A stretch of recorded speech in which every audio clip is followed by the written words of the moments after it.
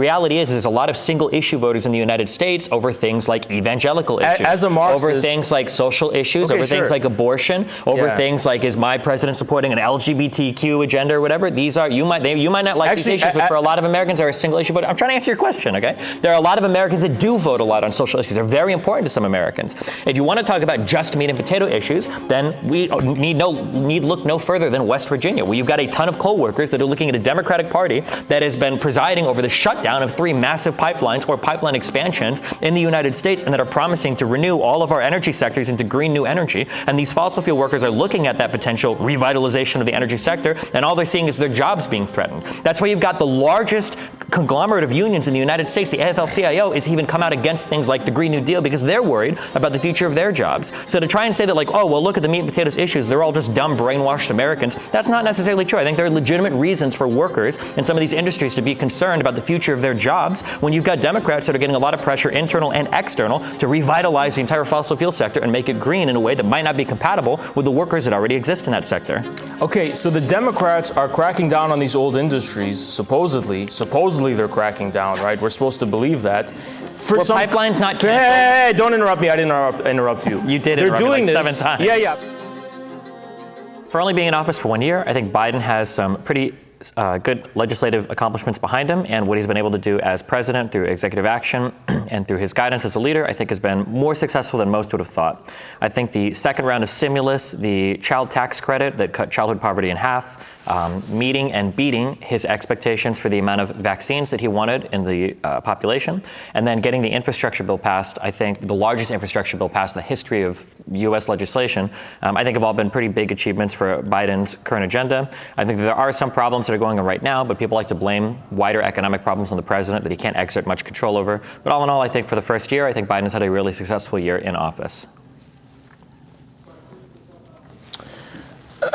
So, when evaluating the performance of a president, to me, the standard to which we should hold them is not the alternative president that could have been elected before they were in office, but their decisiveness, their boldness, and their ability to make decisions that are proportionate to the crisis facing the country.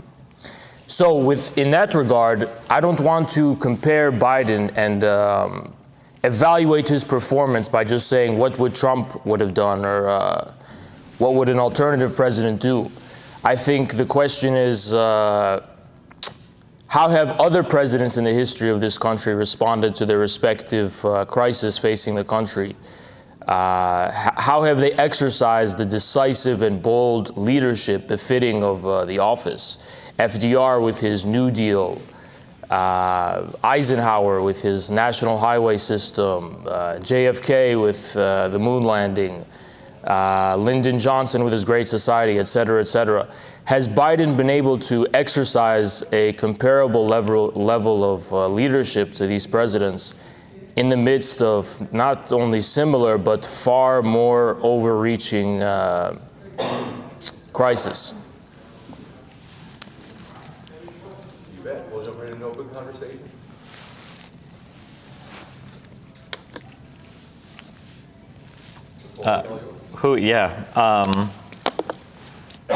So it's hard to compare.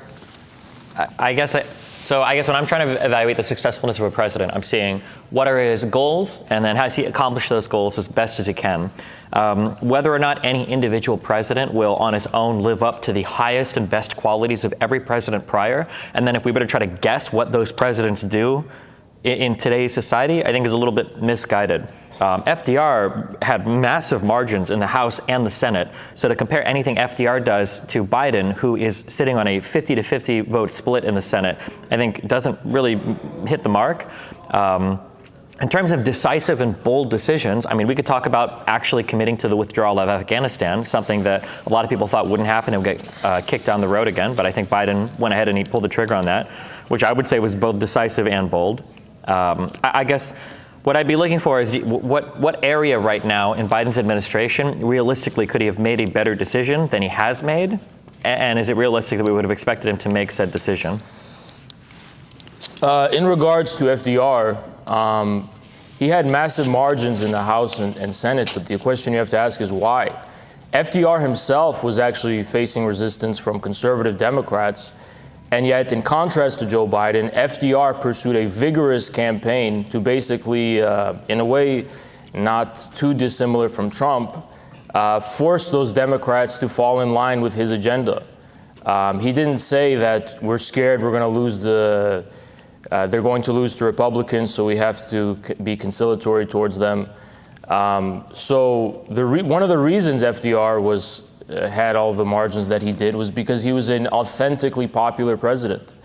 And people were scared to go against his agenda because it was so popular among the Democratic constituency across the board. In regards to Afghanistan, I agree that it probably is the only, in my view, good thing Biden has done in terms of foreign policy throughout his administration. But his intentions are questionable, to say the least. I'm not sure how bold and decisive this decision is in lieu of the geopolitical situation. Would it have been inevitable regardless? Who knows? As far as decisions Biden could have made that he doesn't make, one has to take a broad perspective and ask, for all of the things that Biden is, all of the obstacles he's facing within his own party, why is Biden unable to exercise the necessary leadership to make Democrats like Joe Manchin and Sinema fall in line? Other presidents have been able to do this. Even Trump was able to do this. Because I agree that Biden has a lot of things he wants to do on his agenda, like the Build Back Better program, but we agree he's not able to do it. He's not able to exercise or fulfill his campaign promises, and he's conveniently able to blame this 50-50 split.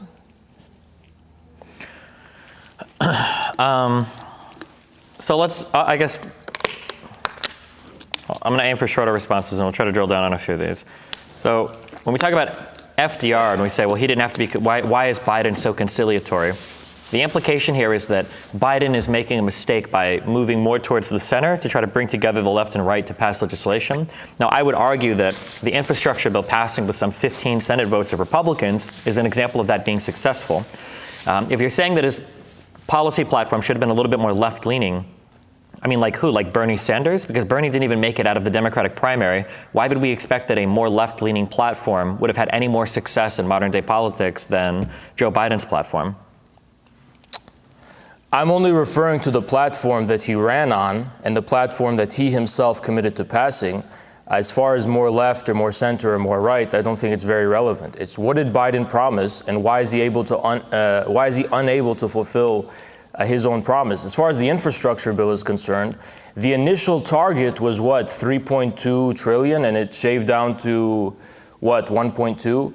I mean, I don't think the infrastructure bill is any accomplishment whatsoever. This is the, how should I say, this is the regular type of upkeep that any type of modern advanced government should be doing with regard to its infrastructure. As far as like the sweeping changes that would be necessary to actually upgrade our infrastructure for the new era, it fell short.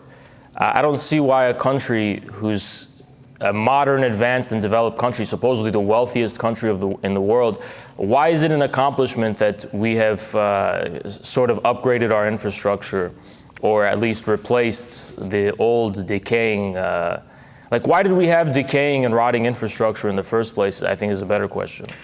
I think that a lot of the criticisms you seem to have of Biden are actually criticisms, I think, of the American public. I don't know how I'm supposed to get it. So Biden is the leader right now of probably historically one of the most divided Americas that have existed since probably the Civil War.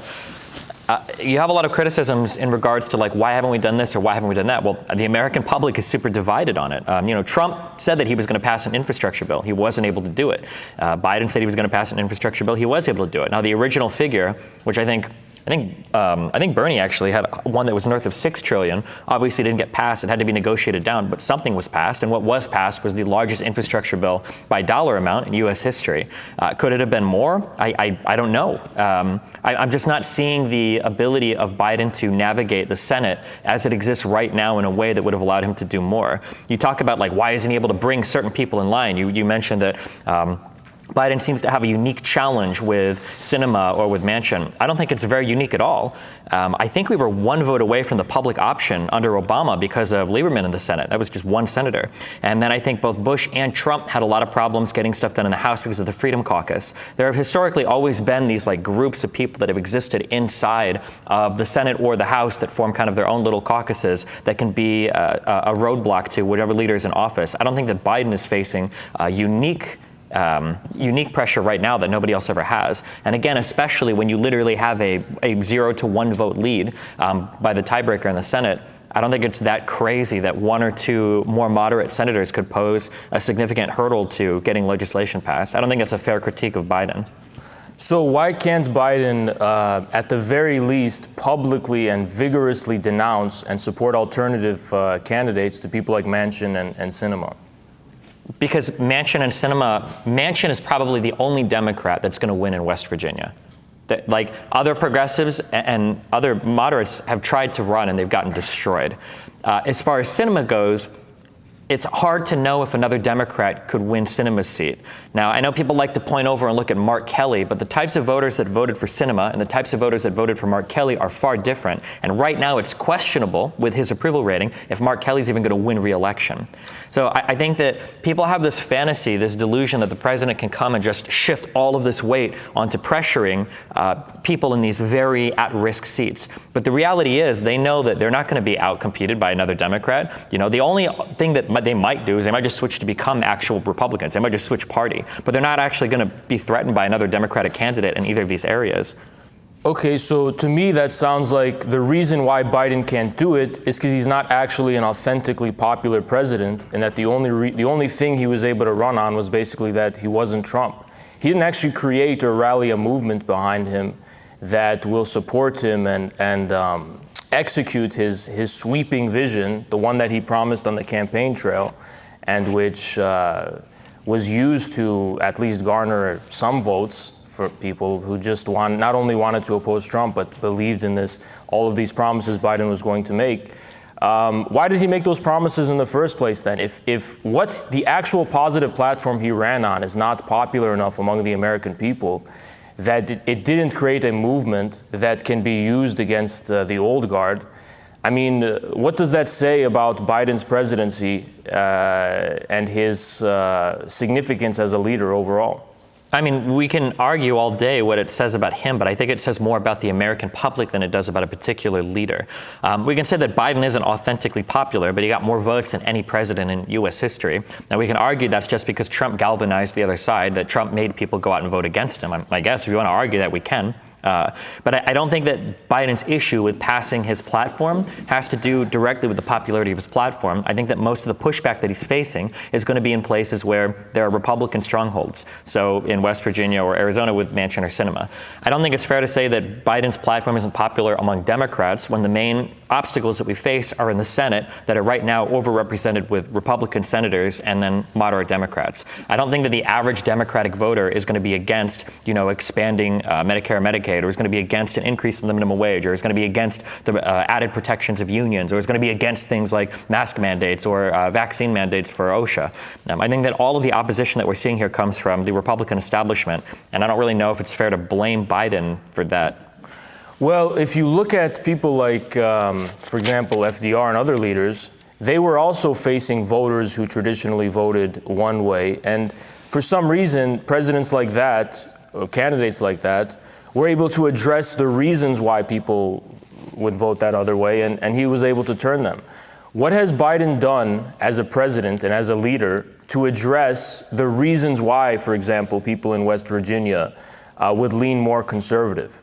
Now, we know that the people in West Virginia, I mean, economically at least, it is within their interests to support a program and policies that one may call, I don't like the term, progressive, right? They want government to help in the economy and so on and so on. Why is it that they vote, in your view, conservative in the first place, and why can't Biden address this contradiction? So one of the big dividing issues right now between left and right has to do with energy. And my understanding is that in West Virginia, they're pretty old or conservative in regards to their views of the utilization of fossil fuels, especially coal, I think. So on the left, you have a lot of pressure to modernize our energy systems. You've got a lot of pressure to cancel pipelines. 3 major ones, the Keystone Pipeline, there were 2 other ones, have already been canceled in the United States because of mounting political pressures. And then you've got Biden also saying things like, I think we stopped all new drilling on federally owned lands. When you've got a lot of push from your party internally to kind of like curb the fossil fuel exploitation and to kind of move in a greener direction, and then you've got some states that still have a lot of their economy based around or centered around fossil fuels, that's a pretty difficult position for Biden to navigate. I don't know what your suggestion there is. Well, this is an easy way to alleviate all of these people's concerns. You could argue that it's through stimulus. He's already done that in multiple ways, multiple times. I don't know what else. I don't know how else Biden is supposed to appeal to those voters. Well, if I recall correctly, Biden's party, the Democratic Party, I forget who said this precisely, but I think it's maybe Hillary. If I recall correctly, the record is that they told the people, for example, of West Virginia and these coal miners, that the alternative that they're going to present them upon cracking down upon this fossil fuel industries is that the suggestion they gave is that they should learn to code. So how has Biden alleviated these concerns among the workers of West Virginia that they are going to have suitable replacements for these old jobs? I don't know what the federal government can do in terms of replacing those jobs. What do you think? What is something the federal government can do? Well, I mean, there is precedent for the federal government to provide people with jobs when there were none. I mean, during the New Deal, what was it called? It was something civilian job. I don't forget. They did. There were overreaching federal projects to provide people with work to do. You know, there's examples and precedents of countries addressing systematic and industrial changes to provide people new sources of income and new types of jobs. So this is something that is within the realm of possibility for the federal government to do. I mean, I don't see why that's so outlandish. So I'll ask again. So, like, what are examples? Like, I don't know what the federal government is supposed to do for all of the fossil fuel workers in West Virginia. Are they all supposed to become mailmen, or?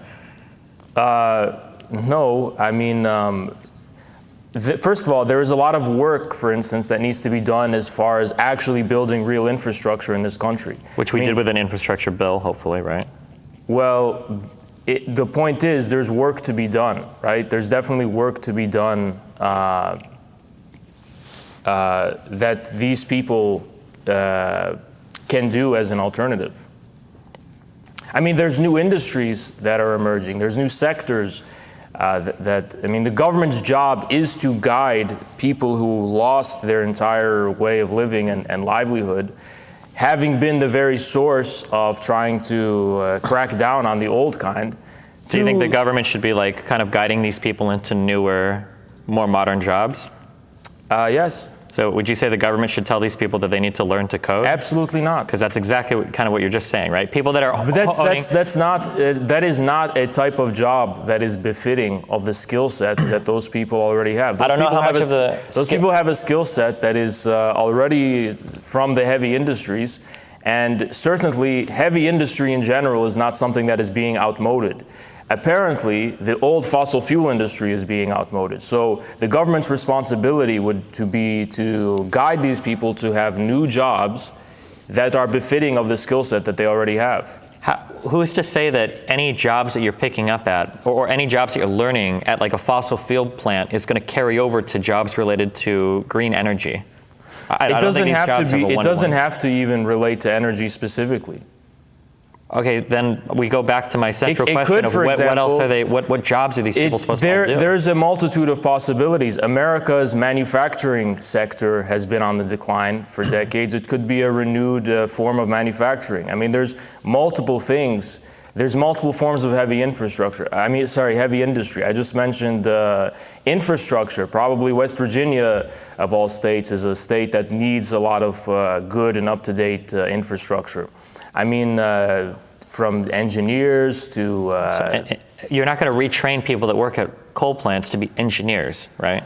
Yeah, but it's certainly going to be more possible to train them to do work with their hands than to say something.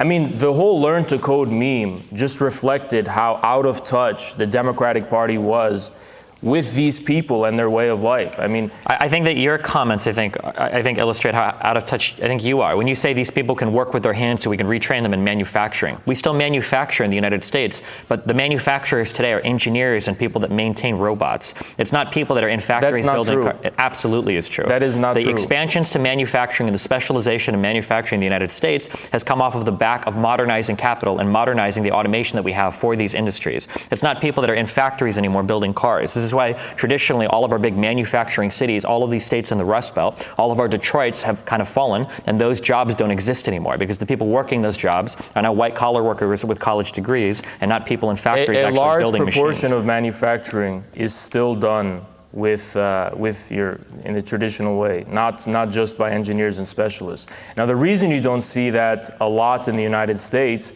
is because those jobs have shipped overseas.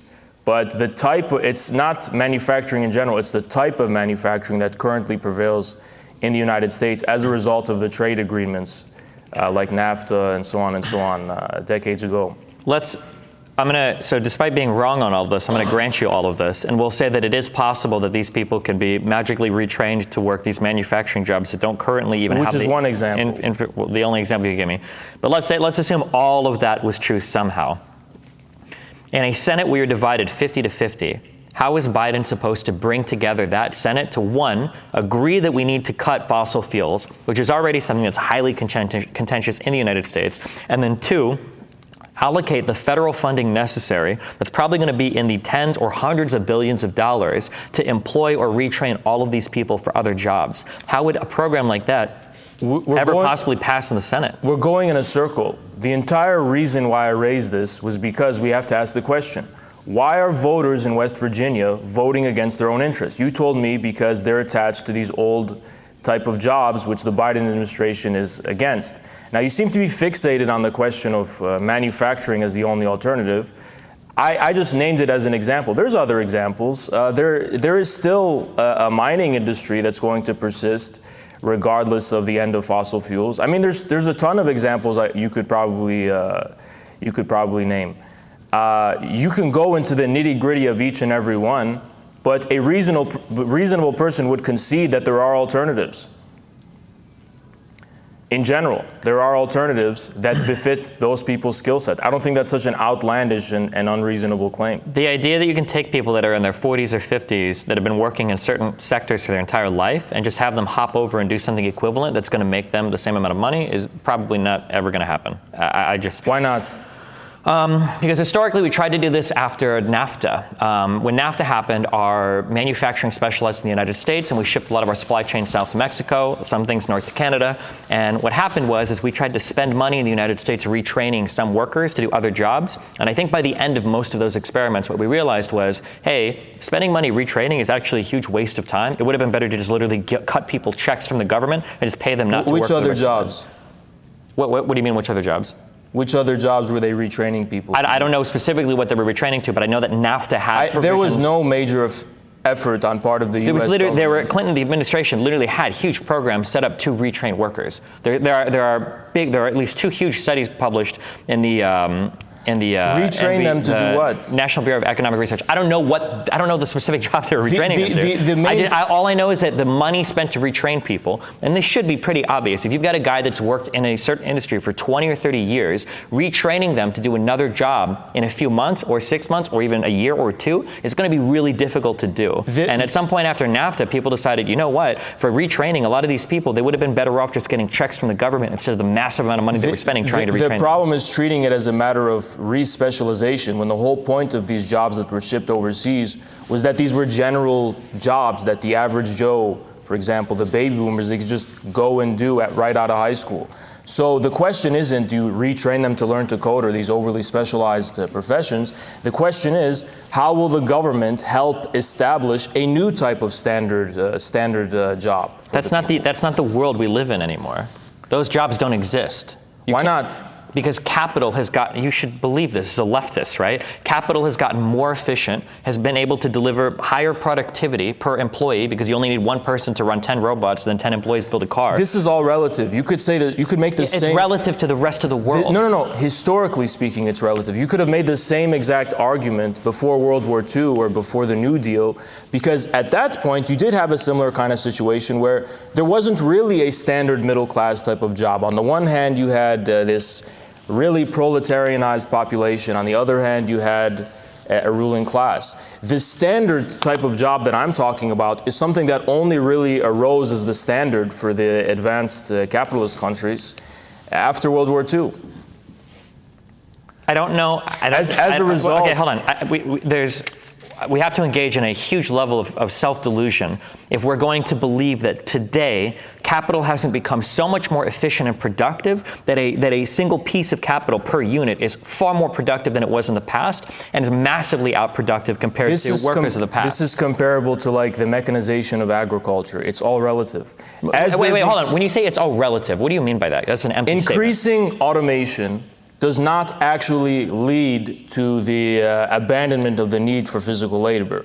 What it can lead to is new types of labor emerging, as well as reduction of the overall working day, working week, and so on and so on, which I'm 100% in favor of. New labor emerging is true, and that's happened. But that's why it's become increasingly important to educate our economy, because the new labor that's emerging has been the people that are maintaining or servicing those machines. That's the new labor. No, it's not. What is an essential worker in 2021? An essential worker isn't just people attending to machines. An essential worker is someone who attends to the shit that we're going to need when the apocalypse happens, for instance, right? The people who are going to still need to be delivering packages, the people who are still going to be unloading trucks, the people who are still going to be at shipping centers, and so there are some jobs that we haven't. Not some. There are some jobs that we haven't replaced yet. But if I were to point to, like, say, agriculture, are we going to say that there's ever going to be a time when a field of people can make a competitive wage competing against a single John Deere machine? Then how do you explain the continued prevalence of low-skill migrant agriculture in the United States up to this point? I don't have to explain anything. The trend is explained in my favor. One of the largest growing reasons for wealth inequality today in the United States is the 4-year degree. It is becoming increasingly important in American society and in the world at large that everybody needs to have a 4-year degree because the level of education is necessary to compete in today's economy. You can talk to me until you're blue in the face about how there are people that unload trucks, yeah, but the problem is the demand for that labor is decreasing as more stuff becomes automated, and it's becoming increasingly necessary to go to college to get an education to be competitive in today's workforce. Wait, but that didn't answer my question. You mentioned how could you compete with a John Deere machine in agriculture, but the use of physical labor is still extremely prevalent in the United States up to this point. Agriculture is far from being fully or even wholly mechanized in the United States. Do you think there are more or less machines today that have replaced physical laborers? More or less? More or less compared to when? I actually don't know. Compared to the past. I don't actually have. You don't know today if there are more or less machines. No, because low-skill migrant labor is so important for the agricultural sector in the United States that even as a matter of an inference, I literally could not tell you. Okay. Well, what's the what's the next thing, I guess, that you think that Biden could improve on? You mentioned Biden's stimulus relief package, the American Rescue Plan, and how this has cut childhood poverty in half, and how Biden has done so much to help working families and so on. Well, it's curious to me because how would you address the overwhelming unpopularity of the child tax credit? Its approval rating is in the 50s among America's people. Only 15% of recipients of the childhood tax credit said it has helped them significantly, whereas 64% said it helped them a little bit. As far as people polled about what's the most important part of the Build Back Better program, only 14% said that it was going to be important. Now, I don't want to throw all these statistics at you, but we have to face the fact that inflation and rising prices probably have offset whatever accomplishment you think the childhood tax credit has made. So I heard you quote me why so many people don't like the child tax credit, but then you point that it's got about a 60%, at least slightly positive view of it. It helped them a little.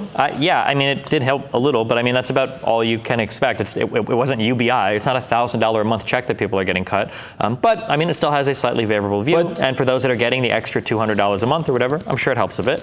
It's not going to be the best thing in the world, or it's not going to be like solving all of their financial problems. And then inflation is a real issue right now. But I don't know how inflation is Biden's fault, and I'm not even sure at this point what Biden can do to address inflation. Well, this is another thing. This is a constant theme we're constantly getting with regard to making excuses for Biden. So on the campaign trail, Biden will make, I know this was before the inflation crisis, but Biden would make bold and sweeping claims like, we're going to shut down the virus. And he would say things like, we're never going to raise the white flag. And now, more than 600,000 deaths later, apparently it's out of his hands. There's absolutely nothing he can do. My issue is the stark contrast between the level of power being projected on the campaign trail and the sobering reality of the fact that the president does not actually have, supposedly, so much power. So when we were... Furthermore, what steps has Biden taken to address the inflation crisis? He has actually engaged in record spending, and I'm not an expert in economics, but it is my inclination that if you keep printing money and spending shit, inflation, you're going to make inflation worse, right? So if you're going to seriously sit here to argue that the president on the campaign trail, was more boisterous or seemed more bombastic or was making bigger promises than what he could deliver in the White House, that's unfortunately going to be true of literally every single president in U.S. history. What I'm comparing Biden to is what other actions could he have taken once he got into office, rather than what did he say on the campaign trail versus what he did now, unless he's actually completely flipped or 180'd on some things. So, for instance, I think it's fair to criticize Obama when I believe he said on the campaign trail he's going to shut down Guantanamo Bay, and then he gets in office and he more or less does nothing about it for 8 years for whatever reason. I think that's a fair criticism. In terms of like what I can credit a president for versus what I'm going to attack a president for, I try to say like, well, what can a president influence? So the reason why I brought up things like the child tax credit, why I brought up things like the infrastructure plan or the second round of stimulus, because these are things that are within the direct control or purview or influence, at least, of the president of the United States. Now, when we look at something like inflation, which has many causes and is an incredibly complicated thing in society, I don't know what Biden himself could do to combat inflation. We have the Federal Reserve that can increase interest rates, which I believe they're already talking about doing. But the Federal Reserve exists independent of the president. The only other really thing that Biden could influence there is maybe cooling down the demand side of the economy, getting rid of the stimulus. But it seems like that same stimulus has been pretty important to keeping Americans afloat, whether we're talking about the unemployment insurance, the actual stimulus checks, the payment protection program. Like, these things are important things that Americans have probably needed. I don't know if it would be fair to say that Biden should have just cut all of that and then seen what happened. I believe we tried that during the Great Depression. I don't think it worked very well. If you think that there's something that Biden should be doing right now to address inflation, which in my understanding is caused by a historic shortage of supply chain related labor across the world because of sickness and disease, and is caused by a historic shift in the types of spending that Americans are engaging in, where we're spending more and more and more money on goods and services, which is why we've seen things like the cost of goods on Amazon increase, but we're not really spending as much, on goods, but we're not really spending as much on services, which is why you don't see things like haircuts or airplane tickets increase as much. What are things that Biden could be doing to address the, supply chain crisis that would make these things better? How can Biden curb inflation? So when in the history of the United States have we faced such an overwhelming national crisis, an economic crisis, and the response we're being given as far as the inaction, ineptitude, and powerlessness of the president is, well, he can't do anything, it's out of his hands. I mean, you say that all presidents are more boisterous on the campaign trail, which is true, but the great presidents in the history of the United States, and great, I say, in the sense of what they were able to accomplish, they actually did execute very bold, sweeping visions upon reaching office. And I keep bringing up FDR because the crisis we're facing now is proportionate to the crisis he came into office trying to face. So that's why I'm holding Biden to that standard. But even if you talk about other presidents, Eisenhower, JFK, or Lyndon Johnson, and so on and so on, you can see the stark contrast. These were presidents who didn't just pass a little bit of some legislation upon getting power. They were able to execute bold, sweeping visions with decisive leadership befitting of the office of the president of the supposedly the most powerful country on earth. I mean, Biden's weakness and ineptitude in the face of this crisis, in general, speaks to his failure as a president. Okay. None of that rambling had anything to do with my question, so I'm going to ask again. What can Biden do to curb inflation? Am I the president? No, but you're critiquing the president. The job of the president is to gather a round of people who know how to do that kind of shit and fix it. I'm not the president, so I'm not sure why you're asking me like exactly what Biden has to do to address the inflation crisis. So if you don't know the answer, do you think it might be possible that the issues that are causing inflation are outside of Biden's control? No, I refuse to believe that the president of the United States can basically do nothing to address the inflation crisis. So to understand your point, you're saying that you know that he can do something to address the issue, but you don't know what he can do to address the issue. I don't know exactly what he can do. No, not exactly. You don't even have a general idea of what he can do. No, I think I have a general idea of what he could do. What's a general idea of how Biden can address inflation? Typically, the way that you address things like inflation is you focus on building the real economy. So there's a distinction between real economy and fictitious or virtual economy. And Biden does not, following a line of neoliberal presidents, he doesn't actually recognize that distinction. He collapses everything into... So, for example, the way Biden has responded to the crisis we're facing is he's just throwing money at shit, right? But has he actually addressed the underlying source of the value of money, which lies in the real economy? So Biden has done nothing to actually bolster our real economy. What is the real economy, and what can Biden do to bolster the real economy? The real economy is more or less our heavy industries. So what does Biden need to do to bolster our real economy? Biden needs to promote new heavy industries at the expense of the old ones that the monopolies who are beholden to the special interests that lobby for him and fund his party, to which his party is beholden to. He has to do things that come at the expense of the established special interests, including Wall Street and the financial capitalist class, which benefits from the decay and the rotting of America's real economy. So you want Biden to essentially create from thin air, with a 50 vote to 50 vote, slimmest majority possible in the Senate, a whole new heavy industry that on its own wouldn't even necessarily address any of the issues of inflation.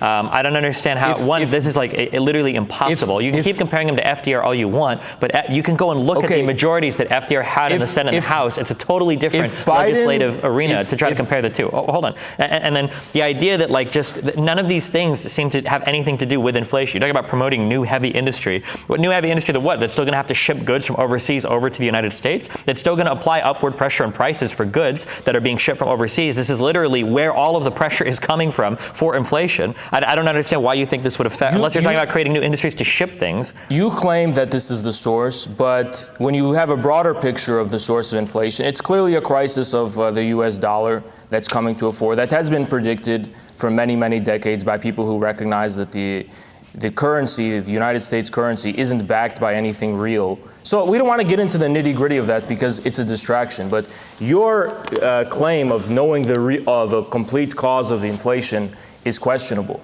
Now, as far as Biden creating heavy industry from thin air, that's not what I said. He has done nothing to take action like other governments in the world to promote these new types of industries and promote the real economy at the expense of our corrupt ruling class. And if Biden positioned himself in that way, he would have a popular mandate even more powerful than Trump's. He would be able to get these Democrats to fall in line. I mean, if Biden were to position himself against the corrupt status quo that is preventing Democratic leadership from pursuing bold, sweeping changes like this, there's no doubt that the problem he's currently facing would not be a problem. Why do you People think like Manchin would not be elected in the first place. And these old Democrats in this contested territory, there would be no threat of the Republicans. The Republicans win because they're populous, right? So Biden does not have a popular mandate. He doesn't have a popular base for his presidency and his support. That's why he can't do it. So why do we think that the reason that Biden can't pass an agenda is because of a corrupt status quo and not just a legitimate division in Americans when it comes to their future vision of the country? Because this corrupt status quo has rigged a vicious game of politicians being able to shift the blame for their incompetence and inaction to the constituency and to the voters. So, for example, when Democrats are unable to get things passed, conveniently, they are protecting this entrenched status quo and this corrupt ruling class, all because, well, voters in West Virginia are a little bit more conservative, and that's why Manchin can't afford to vote for these bold, sweeping changes. It's a game of shifting blame to the constituency, when in reality, it's only the corrupt ruling class that is benefiting, not the constituency. Yeah, so everything you just said is just... So for example, all of this is nonsense, right? You blame the constituency. There is a legitimate You blame the division. constituency, There is but a the legitimate only division people who in are the Senate. benefiting are the ruling class. The constituency doesn't benefit. Then why are they voting the way they do? Why do they continue to support Because Republicans in they office? have been duped to vote against their own interests in a way that benefits the ruling class. Okay, so in the worldview that you've constructed, people either agree with you or they disagree with you because they've been duped by the ruling class. There's no other alternative. There's no room that maybe there might be genuine disagreement among Americans for how the country should be ran. Okay, have these Americans who supposedly authentically disagree, they're not being duped or manipulated whatsoever by the ruling class and by these politicians, how have they benefited from these things that they supposedly believe in? Well, if they're Republicans, they benefited because their social agenda has been pushed. So, for instance, things like trying to fight against abortion. Let's talk about meat and potatoes, things that actually affect people's lives. You can talk about meat and potato things that actually affect people's lives because as a Marxist, it's the only thing you care about. But the reality is there's a lot of single-issue voters in the United States over things like evangelical issues. As a Marxist, over things like social issues, over things like abortion, over things like is my president supporting an LGBTQ agenda or whatever. These are, you might not like these issues, but for a lot of Americans, a single issue vote. I'm trying to answer your question, okay? There are a lot of Americans that do vote a lot on social issues. They're very important to some Americans. If you want to talk about just meat and potato issues, then we need look no further than West Virginia, where you've got a ton of coal workers that are looking at a Democratic Party that has been presiding over the shutdown of 3 massive pipelines or pipeline expansions in the United States and that are promising to renew all of our energy sectors into green new energy. And these fossil fuel workers are looking at that potential revitalization of the energy sector, and all they're seeing is their jobs being threatened. That's why you've got the largest conglomerate of unions in the United States, the AFL-CIO, has even come out against things like the Green New Deal because they're worried about the future of their jobs. So to try and say that like, oh, well, look at the meat and potatoes issues, they're all just dumb, brainwashed Americans, that's not necessarily true. I think there are legitimate reasons for workers in some of these industries to be concerned about the future of their jobs when you've got Democrats that are getting a lot of pressure, internal and external, to revitalize the entire fossil fuel sector and make it green in a way that might not be compatible with the workers that already exist in that sector. Okay, so the Democrats are cracking down on these old industries, supposedly they're cracking down, right? We're supposed to believe that. Were pipelines not canceled? Hey, don't interrupt me. I didn't interrupt you. You did interrupt me like 7 times. Yeah, but I let you talk eventually. Yeah, after I shut So it's my turn now. Yeah. So they did this because they're supposedly acting on behalf of what's in everyone's interests. But if they can't reconcile this with what's in the immediate interests of these West Virginia workers, why is that? Why can't Democrats provide a suitable alternative we're going to go in circles again, for these West Virginia workers when they're pursuing this agenda? Because they're remaining entrapped in this vicious cycle where they're leaving these people with no option but to back the conservative fossil fuel industries because they have no alternative, right? And that conveniently just so happens to benefit the sources of revenue, significant sources of revenue for the Democratic Party.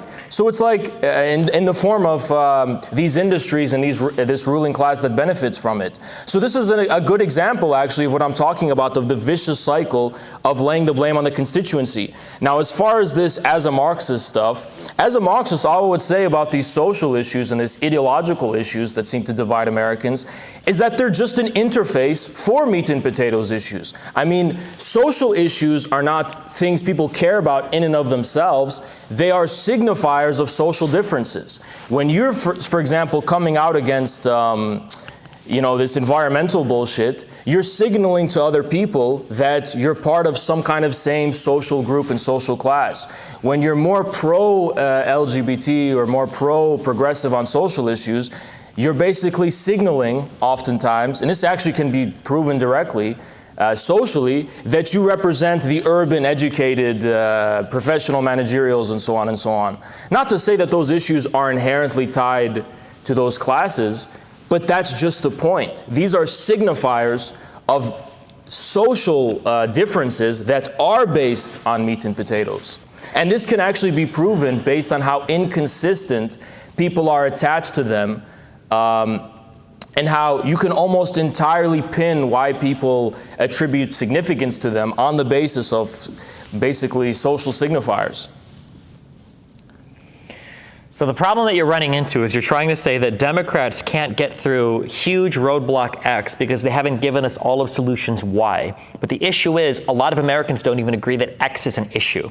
This is the problem that you're running into. You keep trying to say, well, Democrats can't give an alternative to what these fossil fuel workers are going to be doing once those industries are shut down. That's absolutely not true. The Green New Deal basically outlines the idea behind federal jobs guarantees and all sorts of other things to try to give these people jobs afterwards when those industries get shut down. But the problem is something like the Green New Deal is incredibly controversial, even within the Democratic Party. You're trying to say that because Democrats can't give you an ideal utopian world for these workers after this huge change goes through, they have no solutions to anything. But the reality is a lot of people in America don't even agree that that change needs to go through. Half of America probably doesn't think that climate change is a real thing that's driven by man-made causes. When you have that big of a division in genuine American opinion, genuine voter opinion, the idea that these people are supposed to come together on a solution to a problem they don't even agree exists is ludicrous. And then to take that a step further and to get conspiratorial and to blame it as like big business and big interest and try to say that that's the reason why lawmakers in Congress are opposed to it when you can find a genuine division in American people over these issues is just nonsense. So you're saying Americans agree it's not even an issue, but what happens when the workers of West Virginia are faced with the crisis of the fact that things cannot go on as they used to? Is this an inevitability, or is this only because the Democrats are going to arbitrarily crack down on these industries? Isn't there sources within the market itself that are leading to a decline of the viability of these industries, the fossil fuel industry? What, can you say that? I don't understand what you just said. Isn't the fossil fuel industry declining based not only on the political factors, but also based on the market factors? It's starting to, yeah, with a lot of government incentivization, yeah, on the other end. So when it comes to what you're saying, well, they don't even see it as an issue, do you agree it objectively is an issue, whether they supposedly see that or not? Yeah, well, is it an issue for them and for their lives? I mean, I would say that it is, of course. Okay, so if it objectively is an issue for them and their lives, then it is reasonable to assume you can somehow persuade them to see that, or at least explain that to them in a way that makes sense to them. Then go on the campaign trail and explain to all the people in West Virginia or in any other fossil fuel heavy state that, hey, maybe green energy is coming and it's going to be good for you guys. Well, that's precisely what Joe Biden was supposed to do, and he failed utterly in doing that, which is why I view him as having a disastrous record up to this point. Okay, so one of Joe Biden's principal failures was that he wasn't able to convince the Republican Party that fossil fuels would become outdated. Don't say the Republican Party. We're talking about the on-the-ground, working-class constituents of Joe Manchin and other potentially Republican On the ground, candidates. working-class people don't care about climate change. Well, does it affect their lives objectively? It might in the future, but right now, for somebody earlier that was talking about meat and potatoes issues, are you really going to try to tell me that an average 9 to 5 worker is coming home thinking about CO2 levels in the ocean? You just said that as far as that's concerned, it is starting to objectively affect their lives because of market signals, not necessarily because of some abstract agenda about climate change. The market signals might have gotten there on a broader state level for some energy programs in some southern states so far, but that doesn't mean that the average American is feeling the pressure of climate change such that they're ready to take action. And not climate change, but a shift in the use of energy. I think most of the major shifts in energy have come. I think California is a big state, maybe Arizona, Nevada. I think it's these southern states that have a lot of sunlight in them are the ones that are able to most adapt to these solar panel basically things. I know in the Midwest, I think they've got a lot of wind energy, but I don't think this is making up a very high percentage so far of American energy yet. Not enough for people to see a difference. So what you're basically saying is that the only reason workers in West Virginia would ever see, the only reason for why this issue is going to affect them is because of climate change in the future. It might be prices as well, but if you're going to talk about how eventually market signals are going to move an economy... I'm saying they already are. I mean, they are starting the price to, of but gas, then all you're going to have then is in 5 years or 10 years, when that starts to happen more and more, you're just going to have an entire fossil fuel industry whose workers are now out of work. So I don't understand what this is supposed to solve. Or so the whole point is, why can this not somehow be conveyed or made sensible to the people of West Virginia themselves? Have the Democrats done a good job of doing that? Because all of these issues are highly divisive issues in the American political economy. So you're saying they don't have the trust of those people? Sure, it might be that they don't trust the government. It might be they don't trust the Democrats. It might. It's probably a wide variety of reasons why people don't believe in certain things. But when when you ask me a question about what can be done, and I say there's a wide variety of possibilities, I can only tell you that. But when I ask you, it's like, do you not see the double standard here? You can't give me an example. No, hold on. I'm asking you, what can Joe Biden do to give me an example of why. Hold on. Give me an example why the Democrats can't convince the workers of West Virginia. So I'm asking you, what can Biden do to solve or alleviate inflation? That was a question I asked, because you said he should be doing more to solve or alleviate inflation. And you're asking me, why do Americans have opinions about a particular large social issue or large economic issue? These two questions are very different from one another. Well, if they were floating heads in the air, maybe it would, but the question is, why do these opinions contrast so greatly with what you would probably agree with, or maybe you don't agree that there's such a thing as their objective interests? It depends on what constituency you're talking about. So for some people, there might be social interests that override an economic interest. For other people, they might genuinely be voting against their own economic interests, but they're not necessarily aware of it. For other groups of people, say rural versus city people, we're talking about the people of West Virginia. We're talking about who? The people of West Virginia. Even within West Virginia, there's probably some divide amongst rural or city voters. I don't know exactly the what workers all of West Virginia in the oil industry right now. Okay, so what is your specific question? You're asking me, why aren't they on board with green energy? Why is it, if it is supposedly objectively in their interest to be on board with the government's agenda to crack down on the fossil fuel industry, why are they opposed to it?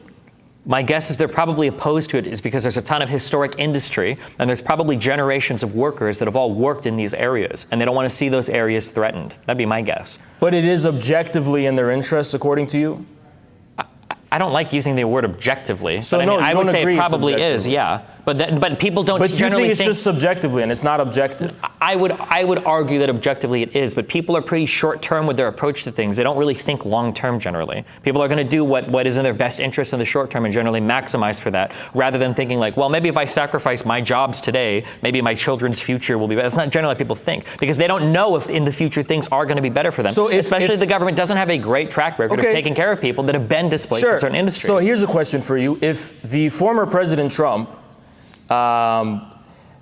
went to the people of West Virginia and said, hey guys, listen, we got to pack it up. This type of industry is not working anymore. We're going to get you new jobs. Do you think they would be more trusting of former President Trump than they would have of Mr. Joe Biden? I don't know. Maybe, maybe not.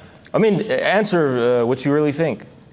Would they be more Probably trusting? not. No, I don't think so. Not around this issue, no. So when it comes to this, they would be just as much skeptical of Trump Probably, yeah. as Joe Biden.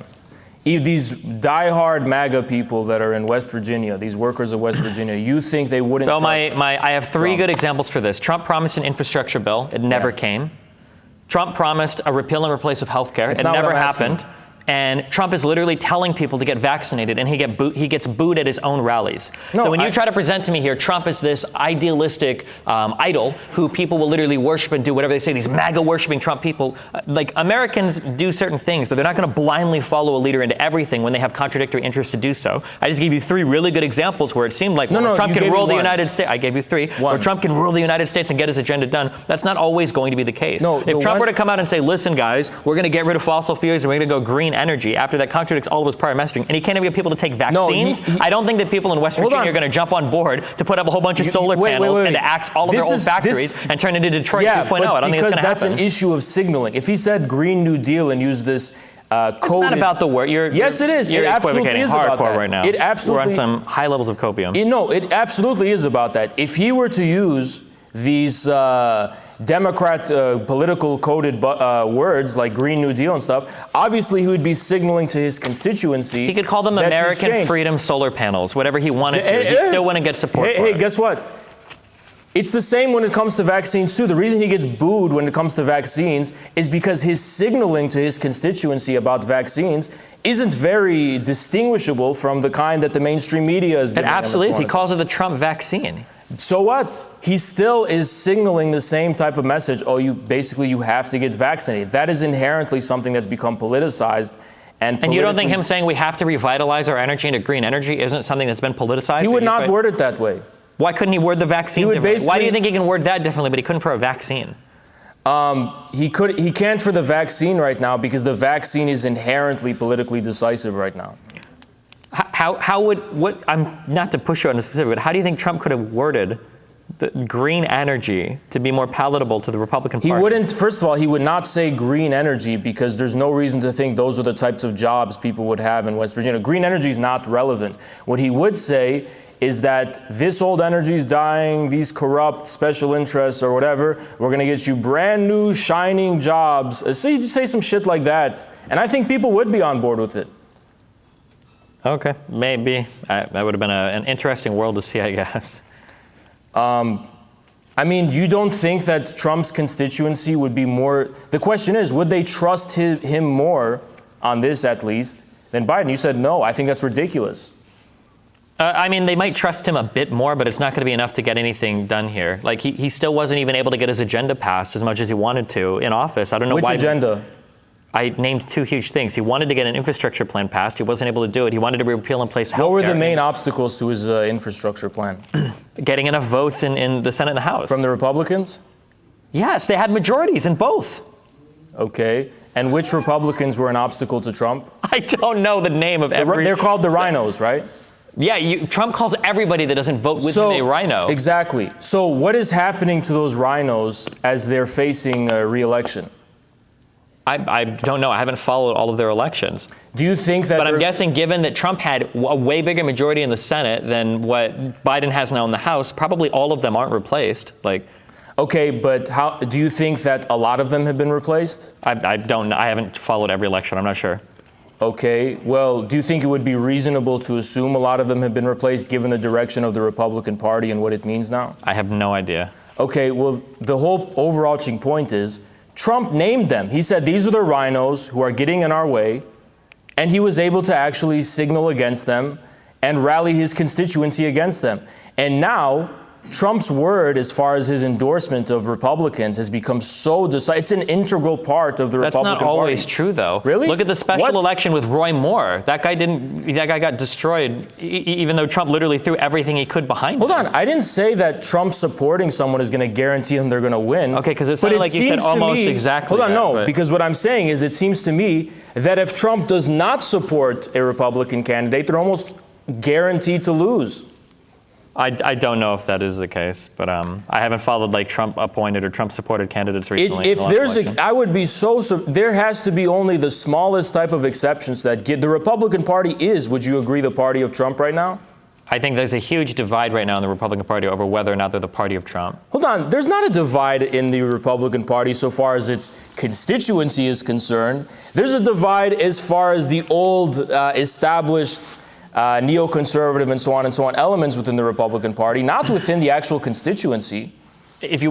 Whether or not you want to call it the party of Trump, we're going to find out in the next election cycle. But to say right now that anybody knows, like, this is a question that's well, up no, in the air we do for know. everybody. We do know that the Republican Party's overwhelming source of support is the MAGA movement. Without the MAGA movement, there is no Republican Party. What does the Republican Party represent right now except Trump? I can say that, but there were also a historic amount of Republicans that left the party post January 6th. So I think it's a really complicated question. You can't pretend to say that you understand the entire makeup of how the Republican Party is going to vote in the next set of elections. The Republicans you're talking about are the suburbanites that were already going over to the Democrats anyway because of the political realignment. There's an excuse or a reason for everything. There's a reason for everything. I thought you were the hyper-rationalistic guy who believes... I'm not hyper-rationalistic, but like when you have a worldview that collapses in every single question, hold on. So but then you have a caveat to you can give to make it work every single time. You're talking about how Biden could have passed any agenda that he wanted to with a 50-50 split of the Senate. But then you're saying, well, Trump couldn't do it even with 58 or however many Republicans because there were rhinos in the House. Like, there's an infinite number of excuses for Trump, but for Biden, there's no reason why he can't do every single thing he wants to with margins that are like 20 or 30 votes less than what FDR had, and you're constantly comparing to him. Hold on. There's like an excuse or a reason for every single time. You just gave a reason for something, therefore it's coping. Destiny, for someone who says every time you give an explanation or reason for something that means you're coping, you literally go on these contrived diatribes with the rapid speed, rambling like with the rapid speed of Eminem Rap God, trying to like give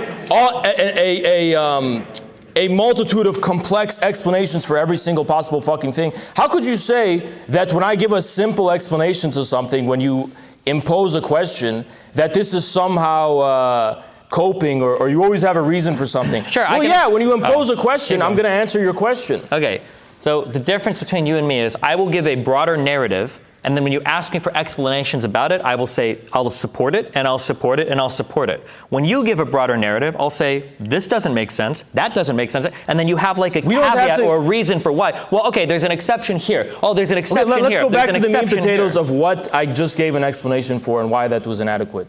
Sure. I think it had to do with whether or not Trump could fundamentally rally Republicans in a certain direction for something, despite the fact that he wasn't able to accomplish much legislatively. No, it was about why Republicans, as you said, left the party in January 6th. And you're saying that the people that left weren't true Republicans? So they were people that were going to switch anyway? The people that left, because of their social class, and I don't want to be too ideological, but let's just be pragmatic about it, those were the suburbanites that the Democrats had been banking on since the 2018 midterms elections, who were already swaying over to the Democrats. So both sides... There are more people in American politics that are like more moderate than there are people in the extreme left or the extreme right. That's not my point. To try to say that the people that switched were just people that were towards center anyway, everybody is more towards the center in American politics. As a mass, Republicans who are disillusioned with Trump are an identifiable mass. There's a consistency as far as their social background is concerned, which is they are the new kind of conservative suburbanites who have been swaying more Democrat. It's not like January 6th happened and all of a sudden you just had a bunch of Republicans going, hold on, I was on board with this whole MAGA thing completely with no mixed feelings, but now this is too far, I'm going to the Democrats. No, those are people who already had mixed feelings and were already flirting with the Democrats. And that's the point I made. And when I gave that point, you said you always seem to have a reason or explanation for everything. Well, so, yeah. I mean, so then you're saying the Republican Party... The fact that Republicans have left because of January 6th does not speak to a real division within the Republican Party. It speaks to the fact that there were elements within the Republican Party who were already, again, because of the political realignment that's happened, going to the Democrats. That was my point. Aren't you just describing a division in a party? When I say there's a division in the party and you go, well, there's not a division in a party. There's just elements of the party that are attempting to realign with the other party. Wouldn't that be a division in a party? Hold on. There's a political realignment and a minority who are already going over to the Democrats left. Okay, I disagree. That's not a conflict for the soul of the party. That's a conflict between the Democrats and the Republicans. Within the party itself, there's no real division. What elements within the party are going to be able to challenge Trump and say, hey, everyone who joined the Democrats since January 6th, we're going to change this republic. It's dead in the water. There's no fucking way. We don't know that yet. That's what everybody is looking forward to. Nobody knows for the next. So you are seriously entertaining the possibility that there's going to be a new Republican Party led by, I don't know, Lincoln Project? It's not that there's a new Republican Party. It's that right now, I think there is a legitimate, huge division in the Republican Party over how people view Donald Trump. I think there is a large sect of the Republican Party that is still loyal to Trump. And by division, do you mean the actual constituency or these old corrupt politicians? I mean, the actual voters themselves, I think, are very torn on whether or not they do or do not support Trump. I don't think the vast majority of Republicans are all gung-ho. All it should take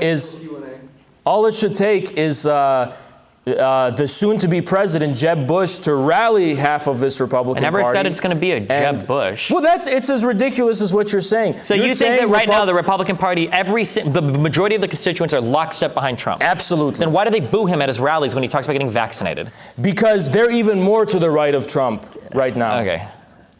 There's no division within the Republican Party. Okay. I mean, those are people who are even more hardcore Trump than Trump himself. How can you be more Trump than Trump himself? You just gave the example, the whole vaccine shit. Okay.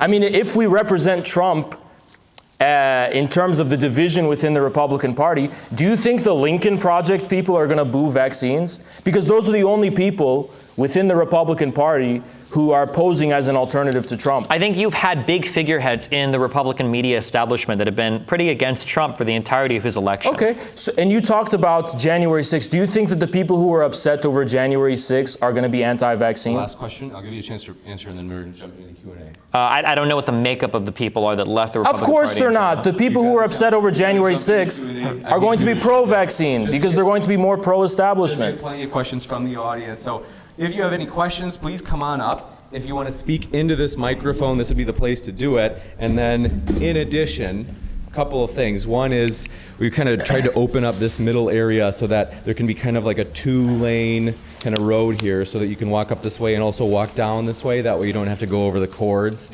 And then the second thing is we're going to bump the infrared versus Dylan Burns debate up to probably about 1 o'clock is when we're shooting to have that debate, just so we can get everybody to their flights in time.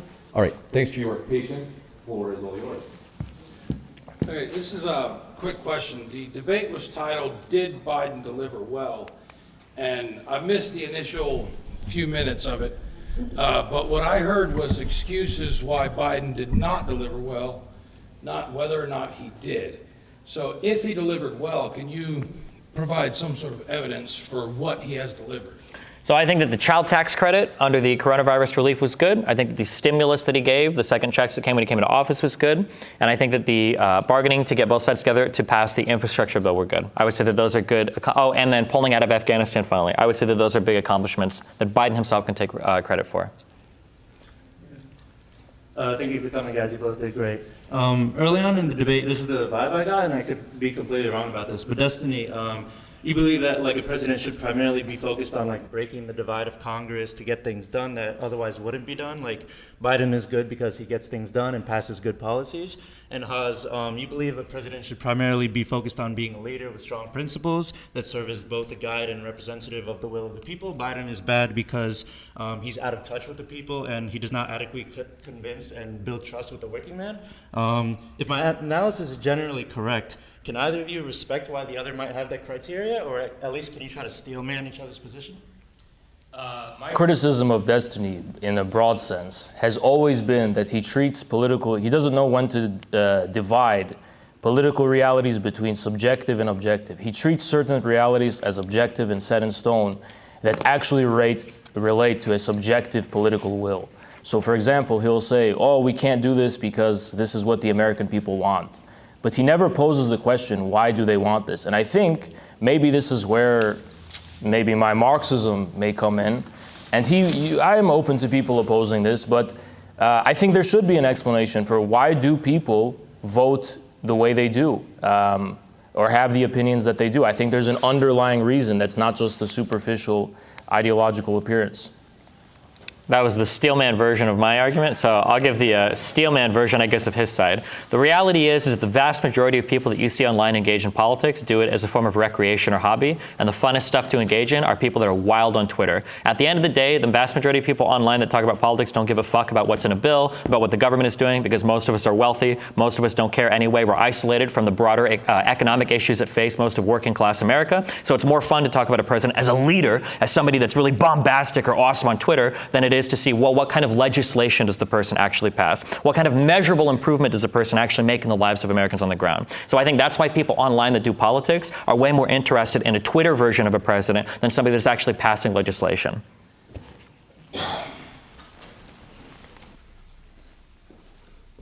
Hello, gentlemen. I know on Super Chats we're usually allowed to say, so I want to thank James again for hosting this. This was a great, since yesterday, from today, from participating to the debaters. I really appreciate it. I know this is definitely needed, and I appreciate you. And I wish us good fortune in the future for more debates. Quick question, all political parties just got eliminated. President, Infrared, President, Destiny. What is your first objective? What is your first thing you want to tackle? Do you want to go first? Or you want me to go first? The first thing I would tackle, I'm going to have to give you a very broad answer because the question is very broad. But the very first thing I would tackle is the crisis of the American dream and the American way of life. How are we going to reestablish a baseline form of way of life and income similar to the one that was after World War II? So I'm concerned with Americans are losing their way of life. How can we make sense of this chaos and arrive at a new normal, more or less? If I was God Emperor, are we saying like President, or like God Emperor, President? You choose. Okay, if I was God Emperor, President, I think the four huge things that I would focus on is, number one is I would destroy all the zoning laws in the United States, because the way that we zone this country is a fucking nightmare. I think that we need to have way more mixed use zoning. I think that would address so many broader problems in our society. It would help with public transit. It would help with density of cities. It would help with like the cost of housing. It would help with getting labor to the right place. There's so many issues that can be traced back to our atrocious zoning in the United States. I think that healthcare is something that we should be able to provide to all of our citizens. It's something that every other country seems to be able to do. I don't know why we haven't figured that out yet. I would say that guaranteeing education for those that are capable of succeeding in it is probably a good idea, without a ton of debt as well. And then I think that having expansive labor union laws, so maybe bringing back some closed shop states or laws in those states, making it so that people are allowed to form stronger labor unions, and bringing back some of the older strike laws, I think would probably be good as well. Because it seems like capital's gotten stronger and stronger and stronger, and you haven't seen the same increase in representation on the rights of labor side historically in the United States. You both did great, so thank you for doing this debate and all that. So my question is for Infrared. You kept bringing up earlier in the debate about how Biden is like a weak leader and he can't convince people to do anything, and that you made references to FDR and Eisenhower. So my question to you is, do you believe that the country is as united as a people as they were under FDR and Eisenhower and hell, even Bush W? And I'll just take my question out there. To me, one of the ways to measure the greatness of a leader is their ability to bring people together in times of great division. Lincoln did this. FDR, in a sense, did this. So to me, that's how I would measure whether someone is a good president or a good leader in the first place. So, should I do a follow-up? Sure. So you think that these leaders brought the country together from a division rather than piggybacking off of a kind of a united against a particular front kind of a situation? Is that what? Can you clarify what you mean? So the Great Depression brought the country together in order to address the Great Depression. After World War II, there was this great euphoria in the country about how we just won World War II and we have to rebuild the world because we're last man standing. 9/11 brought the country together under Bush, and a lot of people rallied around the flag. Why can't the common crisis that we're all facing bring this country together? A good leader should be able to bring the country together in a way that is proportionate to the crisis we face. What is the common crisis? That's what I would ask. The common crisis we're facing, you don't think is a common crisis? Compared to would you say that Bush was a great leader because he unified us after 9/11? No, Bush was a great deceiver because, well, we don't want to get into the nitty gritty of that. Sure. So what is the unifying crisis right now that we have? Well, I know you're really allergic to this phrase, but what they're calling it is the fourth industrial revolution. The breakdown of the old traditional American dream and old way of life, and the entrance into a new era, the end of American global hegemony, the rise of a multipolar world order. I mean, all of these things. Everything you're talking about, do you think the average American working class person is perceiving this? They are not articulating it on these terms, but it is objectively affecting them. Okay. So Haz, what could Biden do in the future to change your opinion of him? And Stephen, what was the worst thing that Biden has done that you may acknowledge? So as a Marxist, my view of politics is that it is a form of warfare. It's a form of social warfare. So I don't believe politics is just this place where we execute policies in a very neutral way, and that's not how it works. Politics is class warfare. So for me to change my opinion of Biden, he has to position himself differently within the current class warfare dividing the country. He has to position himself against the special interests, the corrupt status quo, the monopolies, and so on, and hedge his bets in the working man. And when he does that, if he does that, he will never do that. To me, he will be an admirable leader. Do you want me to repeat my question if you go ahead? No. Am I allowed to answer can I answer like Haas does? You can answer. What was the worst thing about it? What was the worst thing? I think that Biden's biggest problem so far is I think that he's failed to establish himself in kind of the subjective sense of the working class, such that I don't think that these people are able to kind of tangentially relate to him in a way that intersects with the American system and understands the oppressive forces that Americans face today in society, is what I would say. So only Destiny can make comedy out of his lack of education. He does the work for me. That was a very elitist take by Haas. Realistically, I think that Biden's biggest problem is I like vaccines. I think everybody should be vaccinated, but I think that pushing for vaccine mandates via OSHA, even if I think I might agree in principle, I think politically is not a good idea because there's such a divisive issue in the United States. I don't know if it's worth it to expend political capital on that right now. So it's more like a question of political strategy. Not sure 100% how I feel about that at the moment. That would probably be my biggest criticism, yeah. Gotcha. Thank you.